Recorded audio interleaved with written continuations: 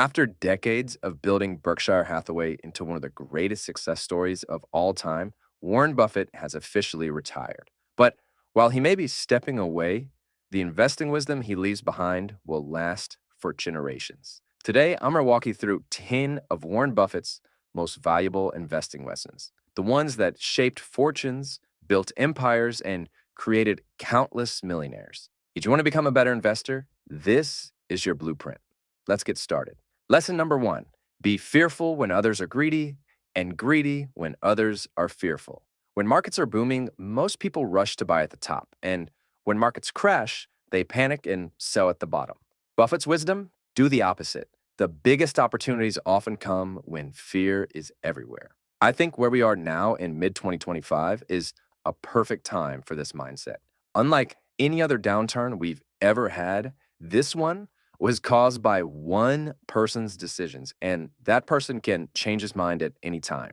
And in fact, he has a track record of doing so as a part of his negotiating strategy. He starts big with big threats and big goals, and that often stokes fear and uncertainty in the market. But his process ultimately leads to delivering the goods, aka securing trade deals and bringing back manufacturing jobs to the US, things he can claim as wins on the campaign trail.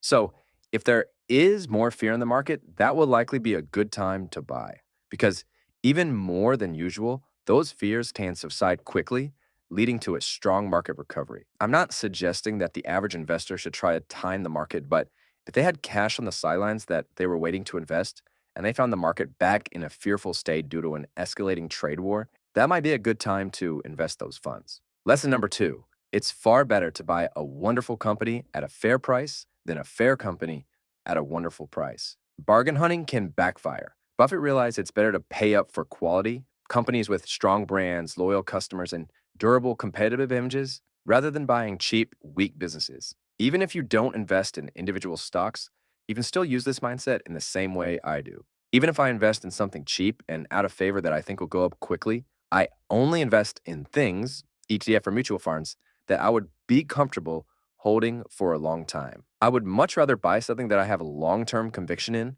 which is down modestly due to short-term fears, than something that's down more, but absolutely requires my short-term timing to be right. Short-term timing is really hard to get right consistently. If you buy something you love for the long term, then even if you buy it too early and your timing isn't perfect, you can feel confident to keep buying more as it goes lower. Many of my best long-term investments have been ones that I originally bought when they were out of favor in the short term. They ended up falling more after I bought them and gave me a chance to build an even bigger position before the recovery. Lesson number three: the stock market is designed to transfer money from the active to the patient. Constant trading usually leads to losses. It's the patient investors, the one who hold for years, not days, who end up winning. As Buffett says, the stock market is there to serve you, not instruct you. You don't have to act every day. This reminds me of a similar quote that one of my mentors used to tell me.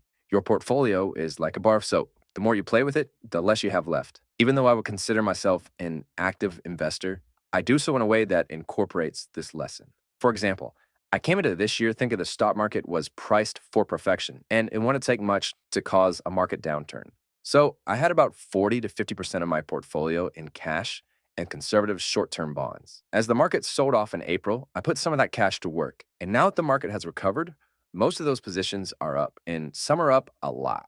So people have asked me, is it time to sell? And of course, I can't predict what the market will do in the next few weeks. It may well turn out to have been a good time to sell, but here's why I'm not planning to do that yet. My longer-term view is that we will ultimately get out of this trade war, and the market will recover. I don't know if that will be now or in 3 months or over a year from now, but that is where the real long-term returns will come from. So I want to make sure I'm invested when that comes. If I sell early, I'll miss out on the real gains. That's why I would likely buy more if there was further weakness, but I'm not that likely to sell on short-term strength. I don't feel like the real recovery has happened yet. Sure, being active can create better returns if you get the timing right, but you won't be able to do that consistently. So I try to be active and add on weakness, but be patient and wait until my long-term thesis for buying in the first place plays out. When we start getting a bunch of trade deals and the market is hitting new all-time highs and people are no longer worrying about the trade war, that is when I'll likely sell. But in the meantime, I'll be patient and ride out the potential volatility since I think that's the most realistic path to strong long-term gains. Lesson number 4, our favorite holding period is forever. Buffett buys businesses he plans to own forever. That mindset forces you to choose carefully and rewards you with the magic of compounding. Yes, when I'm building the portfolio like a 401k or IRA portfolio, I invest in it very differently from how I invest my fund money portfolio.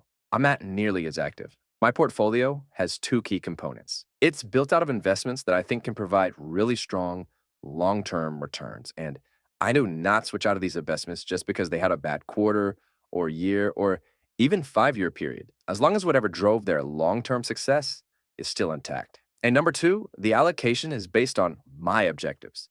It's designed so it has enough return potential to meet them and low enough risk so that it won't derail them in a poorly timed downturn. It's diversified, and my goal is to never change it based on what's going on in the stock market. It should only change if my goals change. Lesson number 5, risk comes from not knowing what you are doing. Risk isn't about volatility, it's about ignorance. Buffett believes that if you truly understand the business, its ups and downs aren't scary. There are two key takeaways from this. Number 1, don't invest in things you don't understand, no matter how exciting they seem. Cough, cough, AI. Number 2, risk is not about volatility. It's about not achieving your goals. If your goal is retirement in 30 years, then a savings account is much riskier than the stock market because the risk of not making enough to be able to retire is much greater in the savings account. Lesson number 6, price is what you pay. Value is what you get. A stock's price can swing wildly, but its value, the real worth of the underlying business, moves much more slowly. Buffett always focused on buying businesses for less than they were worth, not chasing stock prices just because they're moving. For me, I always try to consider why the price of ETF or mutual fund is moving. And do I agree with that?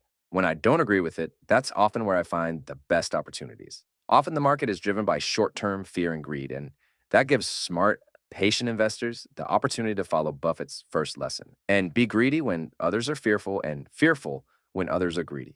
Taking a longer term view than most others in the market and looking past whatever the market is most scared about in the current moment can provide investors with a huge advantage in this regard. Like today, yes, the short term is highly uncertain, but will this trade war last forever? I highly doubt it. Lesson number 7, diversification is protection against ignorance. If you're not willing to deeply study companies, diversify.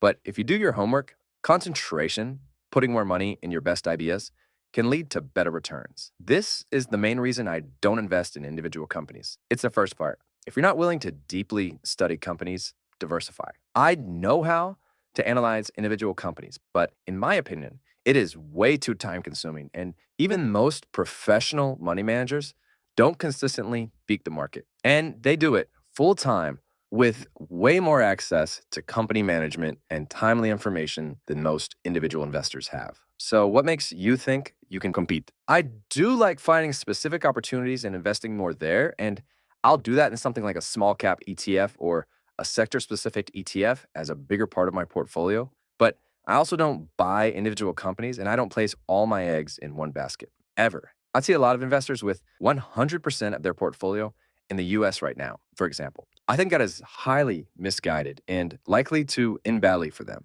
Not because I don't believe in the US in the long term, but because the stock market is cyclical. The US has been in favor for a long time, and at some point, it's likely to go out of favor for a long time. That's just the way the stock market works. If that happens, I don't want to be 100% invested there. Lesson number 8, never lose money. The first rule is don't lose money.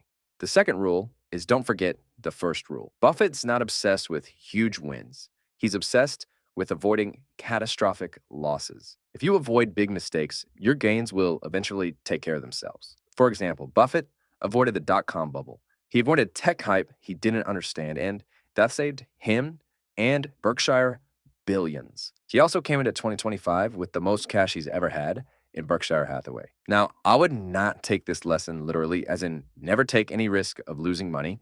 That's clearly not what Warren Buffett meant, nor is that what he did as one of the world's most successful stock market investors of all time. Of course, he had the potential to lose money, and he did many times, but always being mindful of the risk in your investments and never taking too much of it, aka always staying diversified and invested based on your goals, is a fantastic way to implement this lesson and avoid catastrophic losses. Lesson number 9. Time is the friend of the wonderful company, the enemy of the mediocre. A great company becomes even greater over decades. A mediocre company eventually gets exposed. Buffett loves businesses that grow stronger over time with wide moats, trusted brands, and sticky customer bases. As a mutual fund investor, I think this can be implemented by finding quality active managers with repeatable processes that have led to long-term success. No fads, no gimmicks, and no 2-year track records in untested strategies. This is the ICA Mountain Chart.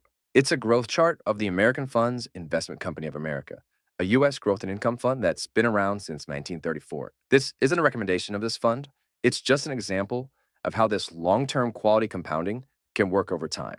In the box at the top, you can see it's beaten the stock market by 1% per year. That doesn't sound that exciting, right? But look what that's amounted to over time. You ended up with more than twice as much money, millions of dollars more on your initial $1,000 investment. That's generational wealth built out of a boring, quality investment manager that did 1% better on average. Finding these funds with excellent long-term track records and reputable processes isn't that hard. We've talked about many of them on this channel. You just have to find them and then stick with them for the long term in order to get the benefits of that compounding. Here are videos we did on Vanguard Prime Cap and American Funds Euro Pacific Growth Fund as examples if you're interested. Lesson number 10. You only have to do a very few things right in your life, so long as you don't do too many things wrong. You don't have to be perfect. You just have to avoid big, dumb mistakes. And when real opportunities come along, act decisively. So the final takeaway is success is less about being brilliant every day and more about being steady, careful, and patient over a lifetime. There's an amazing football coach that says it's much better to be consistently good than occasionally great. I think that applies to investments too. When the market throws you great opportunities to invest, like when it's down 20, 30, or 40% from the peak, I think it makes sense to put some extra money to work if you've got a long-term time horizon. But chasing fads, risking everything on one bet, those kinds of things are not likely to work out every time. And even if you make 100% returns 10 times in a row, all you have to do is lose 100% once, and you're bankrupt. Don't take those kinds of risks, and you'll be likely to generate better long-term returns, even if you have to suffer through a little FOMO while you watch other people get temporarily rich. Warren Buffett's career wasn't built on flashy moves. It was built on time-based principles, steady discipline, and incredible patience. And even now, as he steps away from the stage, his lessons will continue to shape investors for decades to come. Thank you for watching, and as Buffett himself might say, stay patient, stay informed, and stay invested.